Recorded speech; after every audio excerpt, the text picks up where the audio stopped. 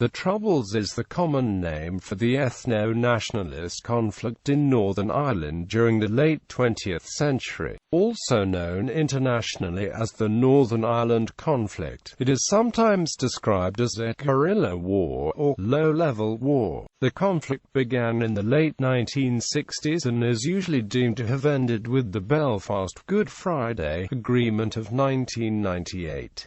Although the Troubles mainly took place in Northern Ireland, violence spilled over at times into parts of the Republic of Ireland, England and mainland Europe. The conflict was primarily political, but it also had an ethnic or sectarian dimension, although it was not a religious conflict. A key issue was the constitutional status of Northern Ireland. Unionists, loyalists, who were mostly Protestants and consider themselves British, generally want Northern Ireland to remain within the United Kingdom. Irish nationalists, Republicans, who are mostly Catholics and consider themselves Irish, generally want it to leave the United Kingdom and join the United Ireland. The conflict began amid a campaign to end discrimination against the Catholic nationalist minority by the Protestant Unionist government and police force in 1968. The campaign was met with violence, eventually leading to the deployment of British troops and subsequent warfare. The main participants in the Troubles were Republican paramilitaries such as the Provisional Irish Republican Army and Irish National Liberation Army, loyalist paramilitaries such as the Ulster Volunteer Force and Ulster Defence Association, British State Security Forces, the British Army, and Royal Ulster Constabulary, and political activists and politicians. The security forces of the Republic of Ireland played a smaller role. More than 3,500 people were killed in the conflict, of whom 52% were civilians, 32% were members of the British security forces, and 16% were members of paramilitary groups. There has been sporadic violence since the Good Friday Agreement was signed, including a campaign by anti-ceasefire Republicans. Overview. The Troubles refers to the most recent installment of violence over 3 decades between nationalists and unionists. The term, the Troubles, was previously used to refer to the Irish Revolutionary period. It was adopted to refer to the escalating violence in Northern Ireland after 1969. The violence was characterized by the armed campaigns of Irish Republican and Ulster Loyalist paramilitary groups and British State Security Forces, the British Army and the Royal Ulster Constabulary. It thus became the focus from the longest major campaign in the history of the British Army. The British government's position is that its forces were neutral in the conflict, trying to uphold law and order in Northern Ireland and the right of the people of Northern Ireland to democratic self-determination. Nationalists regard the state forces as forces of occupation and/or partisan combatants in the conflict. The British security forces focused on Republican paramilitaries and activists, and the Backlash investigation by the police ombudsman confirmed that British forces colluded on several occasions with loyalist paramilitaries, were involved in murder, and furthermore obstructed the course of justice when claims of collusion and murder were investigated. The Troubles were brought to an uneasy end by a peace process that included the declaration of ceasefires by most paramilitary organizations, the complete decommissioning of the IRA's weapons, the reform of the police, and the corresponding withdrawal of the British Army from the streets and sensitive Irish border areas such as South Armagh and Fermanagh, as agreed by the signatories to the Belfast Agreement. One part of the agreement is that Northern Ireland will remain within the United Kingdom unless a majority of the Northern Irish electorate vote otherwise. It also established the Northern Ireland Executive, a devolved power power-sharing government, which must consist of both Unionist and Nationalist parties. Although the number of active participants was relatively small, the Troubles have touched the lives of many in Northern Ireland on a daily basis, sometimes spreading into England, the Republic of Ireland, and occasionally parts of mainland Europe. Background: 1609 to 1791. In 1609, Scottish and English settlers, known as planters, were given land confiscated from the native Irish in the plantation of Ulster, coupled with Protestant immigration to unplanted areas of Ulster, particularly Antrim and Down. This resulted in conflict between the native Catholics and the planters, leading in turn to two bloody ethno-religious conflicts known as the Irish Confederate Wars and the Williamite War, both of which resulted in Protestant victories. Anglican dominance in Ireland was ensured by the passage of the penal laws that curtailed the religious, legal, and political rights of anyone who did not conform to the state church, the Anglican Church of Ireland. As the penal laws started to be phased out in the latter part of the 18th century, there was more competition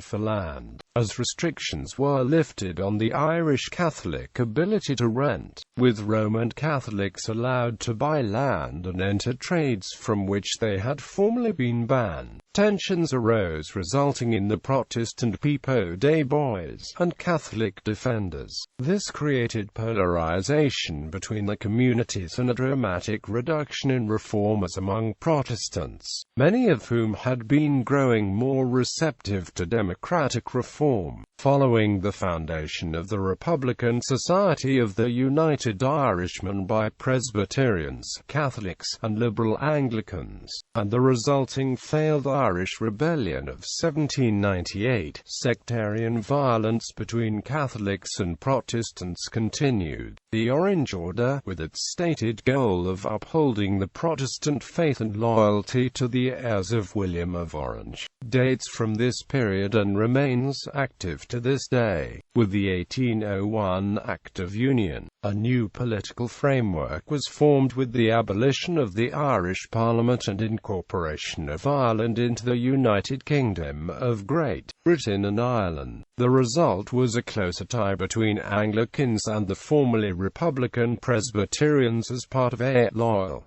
Protestant community. Although Catholic emancipation was achieved in 1829, largely eliminating official discrimination against Roman Catholics, dissenters, and Jews, Daniel O'Connell's long-term goal of repeal of the 1801 Union was never achieved. The Home Rule movement served to define the divide between most nationalists, who sought the restoration of an Irish Parliament, and most Unionists, who were afraid of being a minority under a Catholic-dominated Irish Parliament and tended to support continuing union with Britain. Unionists and Home Rule advocates were the main political factions in 19th and early 20th century Ireland. 1912 to 1922. By the second decade of the 20th century, Home Rule, or limited Irish self-government, was on the brink of being conceded due to the agitation of the Irish Parliamentary Party. In response, Unionists, mostly Protestant and concentrated in Ulster, resisted both self-government and independence for Ireland, fearing for the future in an overwhelmingly Catholic country dominated by the Roman Catholic Church. In 1912, Unionists led by Edward Carson signed the Ulster Covenant and pledged to resist Home Rule by force if necessary. To this end, they formed the paramilitary Ulster Volunteer Force.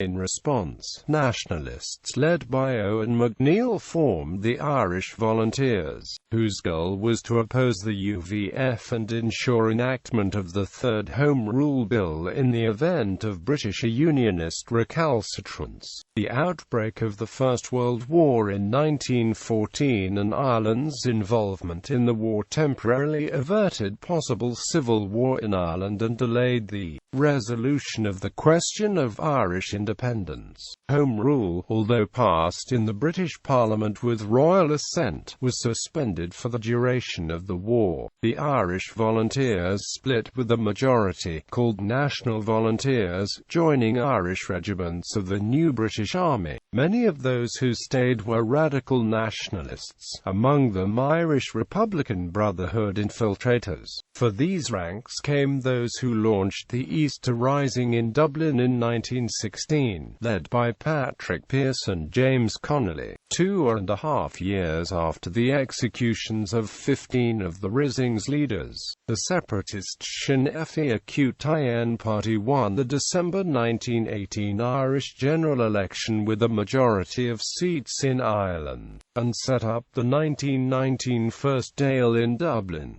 The victory was aided by the threat of conscription for World War I service. The Irish War for Independence followed, leading to eventual independence in 1922 for the Irish Free State, which comprised 26 of the 32 Irish counties. In Ulster, particularly in the 6 counties which became Northern Ireland, Sinn Féin fared poorly in the 1918 election, and Unionists won a majority. The Government of Ireland Act 1920 partitioned the island of Ireland into 2 separate jurisdictions, Southern Ireland and Northern Ireland, both devolved regions of the United Kingdom. This partition of Ireland was confirmed when the Parliament of Northern Ireland exercised its right in December 1922 under the Anglo-Irish Treaty of 1921 to opt out of the newly established Irish Free State. A part of the treaty signed in 1922 mandated that a boundary commission would sit to decide where the frontier of the northern state would be in relation to its southern neighbour. After the Irish Civil War of 1922–23, this part of the treaty was given less priority by the new Dublin government led by W.T. Cosgrave, and was quietly dropped, as counties Fermanagh and Tyrone and border areas of Londonderry, Armagh and Down were mainly nationalist. The Irish Boundary Commission could reduce Northern Ireland to 4 counties or less.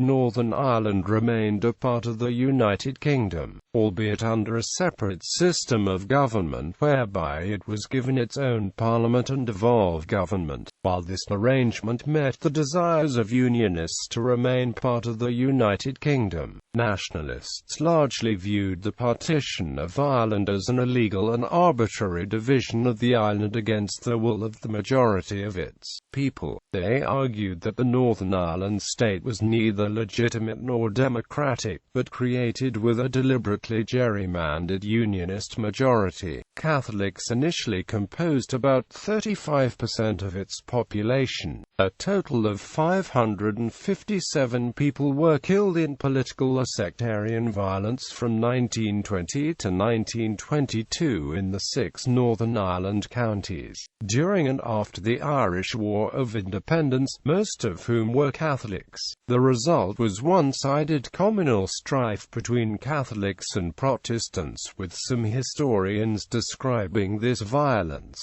especially that in Belfast, as a pogrom, although historian Peter Hart argues that the term is not appropriate given the reciprocity of violence in Northern Ireland. 1922 to 1966, a legacy of the Irish Civil War, later to have a major impact on Northern Ireland, was the survival of a marginalised remnant of the Irish Republican Army. It was proscribed on both sides of the border and remained ideologically committed to overthrowing both Northern Ireland and the Free State by force of arms to unify Ireland. The Northern Irish government passed the Civil Authorities Act 1922. This gave sweeping powers to the government and police to do virtually anything seen as necessary to re-establish or preserve law and order. The act continued to be used against nationalists long after the violence of this period had come to an end. The two sides' positions became strictly defined following this period. From a Unionist perspective, Northern Ireland's nationalists were inherently disloyal and determined to force Protestants and Unionists into a united Ireland. This threat was seen as justifying preferential treatment of Unionists in housing, employment and other fields. The prevalence of large families and a more rapid population growth among Catholics were seen as threats.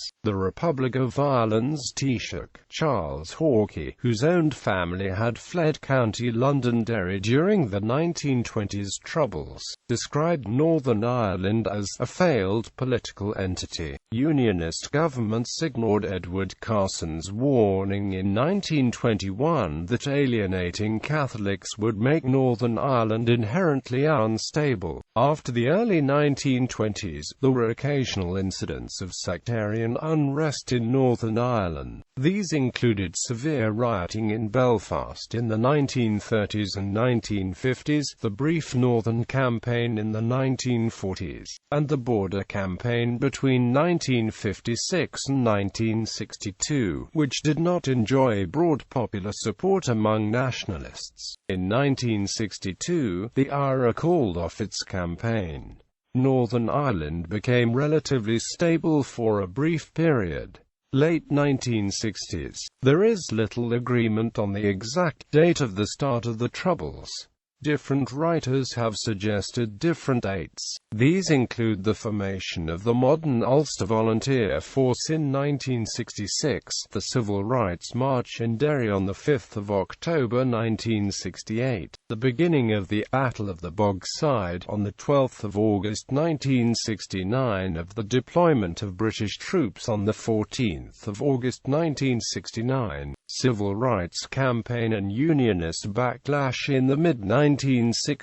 A non-violent civil rights campaign began in Northern Ireland. It comprised groups such as the Northern Ireland Civil Rights Association, the Campaign for Social Justice, the Derry Citizens Action Committee and People's Democracy, whose stated goals were an end to job discrimination. It showed evidence that Catholics, nationalists, were less likely to be given certain jobs, especially government jobs, an end to discrimination in housing allocation. It showed evidence that Unionist-controlled local councils allocated housing to Protestants ahead of Catholics, nationalists. One man, one vote. In Northern Ireland, only householders could vote in local elections, while in the rest of the United Kingdom all adults could vote. An end to gerrymandering of electoral boundaries. This meant that nationalists had less voting power than Unionists, even where nationalists were a majority. Reform of the police force. It was over 90% Protestant and criticized for sectarianism and police brutality. Repeal of the Special Powers Act. This allowed police to search without a warrant, arrest and imprison people without charge or trial, ban any assemblies or parades, and ban any publications. The act was used almost exclusively against nationalists. Some Unionists suspected NICRA was a Republican front whose ultimate goal was to unite Ireland. Although Republicans and some members of the IRA helped to create and drive the movement, they did not control it and were not a dominant faction within it. In March and April 1966, Irish nationalists, Republicans held parades throughout Ireland to mark the 50th anniversary of the Easter Rising. On the 8th of March, a group of Irish Republicans dynamited Nelson's Pillar in Dublin. At the time, the IRA was weak and not engaged in armed action, but some Unionists warned it was about to be revived to launch another campaign against Northern Ireland. In April 1966, Loyalists led by Ian Paisley, a Protestant fundamentalist preacher, founded the Ulster Constitution Defence Committee. It set up a paramilitary-style wing called the Ulster Protestant Volunteers in order to oust Terence O'Neill, Prime Minister of Northern Ireland. Although O'Neill was a Unionist, they viewed him as being too soft. on the civil rights movement and opposed his policies.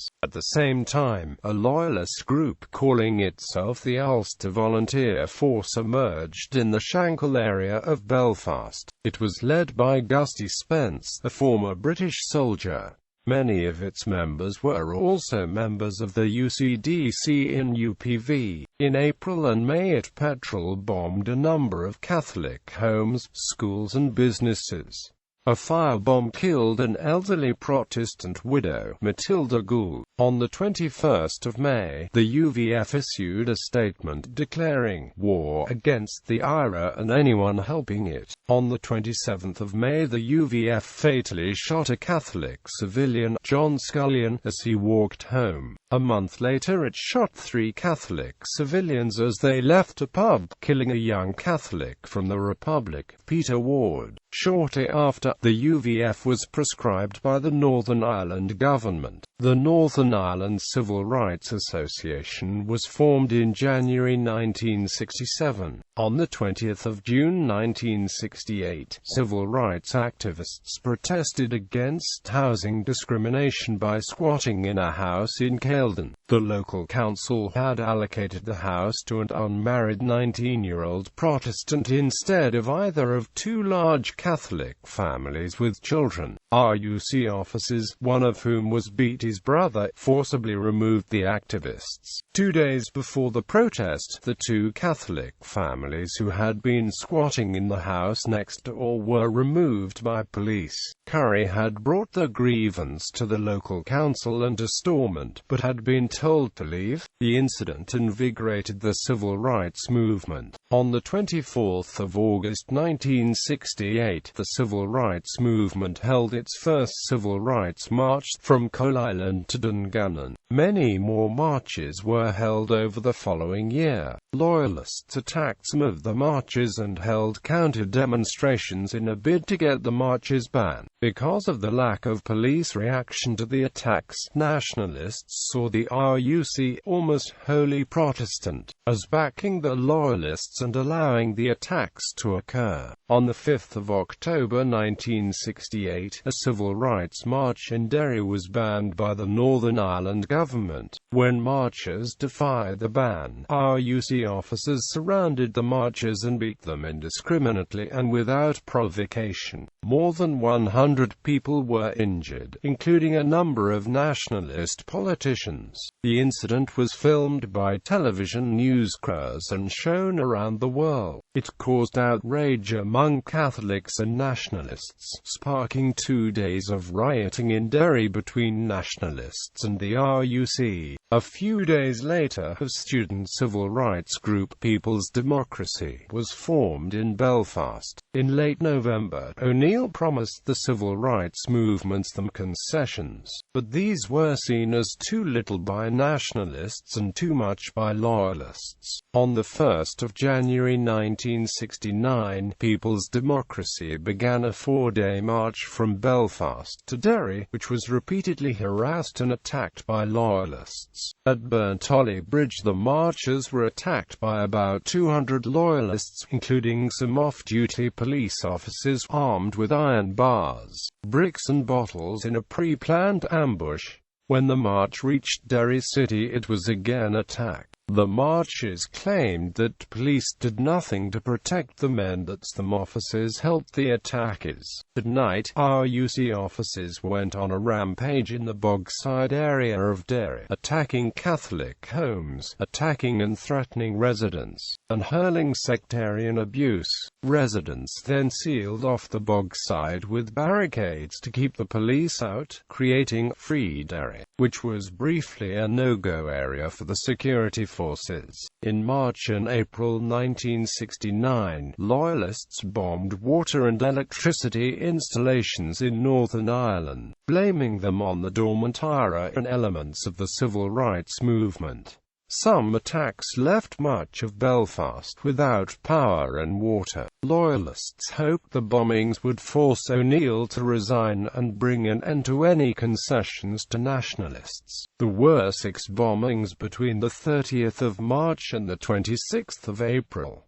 All were widely blamed on the IRA, and British soldiers were sent to guard installations. Unionist support for O'Neill waned, and on the 28th of April he resigned as Prime Minister. August 1969 Riots and Aftermath. On the 19th of April there were clashes between NICRA marchers, the RUC and Loyalists in the Bogside. RUC officers entered the house of Samuel Devaney, an uninvolved Catholic civilian, and ferociously beat him along with two of his teenage daughters and a family friend. One of the daughters was beaten unconscious as she lay recovering from surgery. Devaney suffered a heart attack and died on the 17th of July from his injuries. On the 13th of July, RUC officers beat a Catholic civilian, Francis McCloskey, during clashes in Dungiven.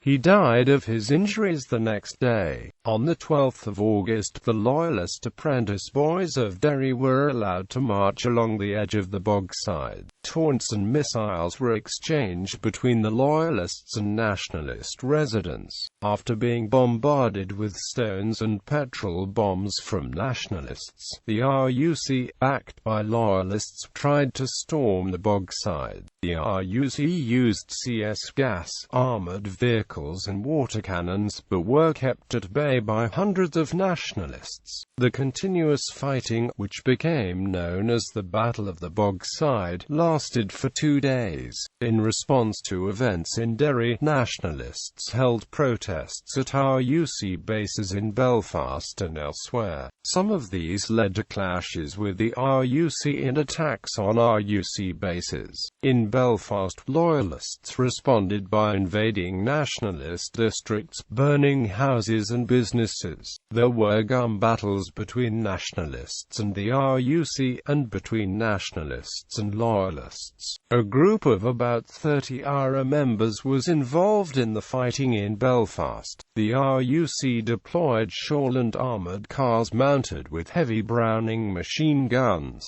The Shorelands twice opened fire on a block of flats in a Nationalist district, killing a 9-year-old boy, Patrick Rooney. RUC officers opened fire on rioters in Armagh, Dungannon and Coleisland. During the riots, on the 13th of August, Taoiseach Jack Lynch made a television address. He condemned the RUC and said that the Irish government can no longer stand by and see innocent people injured and perhaps worse. He called for a United Nations peacekeeping force to be deployed and said that Irish Army field hospitals were being set up at the border in County Donegal near Derry. Lynch added that Irish reunification would be the only permanent solution. Some interpreted the speech as a threat of military intervention. After the riots, Lynch ordered the Irish Army to plan for a possible humanitarian intervention in Northern Ireland. The plan, Exercise Armageddon, was rejected and remained classified for 30 years. On 14-15 August, British troops were deployed in Derry and Belfast to restore order, but did not try to enter the Bogside, bringing a temporary end to the riots. 8 people had been shot dead, more than 750 had been injured and more than 400 homes and businesses had been destroyed. 1,505 Catholic and 315 Protestant families were forced to flee their homes. The Irish Army set up refugee camps in the Republic near the border. Many, but not all, Nationalists initially welcomed the British Army, as at first they provided a bulwark against the RUC. However, relations soured due to the British Army's heavy-handedness and discrimination. After the riots, the Hunt Committee was set up to examine the RUC. It published its report on the 12th of October, recommending that the RUC become an unarmed force and the B Specials be disbanded. At night, Loyalists took to the streets of Belfast in protest at the report. During violence in the Shankill, UVF members shot dead RUC officer Victor Arbuckle. He was the first RUC officer to be killed during the Troubles. In October and December 1969, the UVF carried out a number of small bombings in the Republic of Ireland.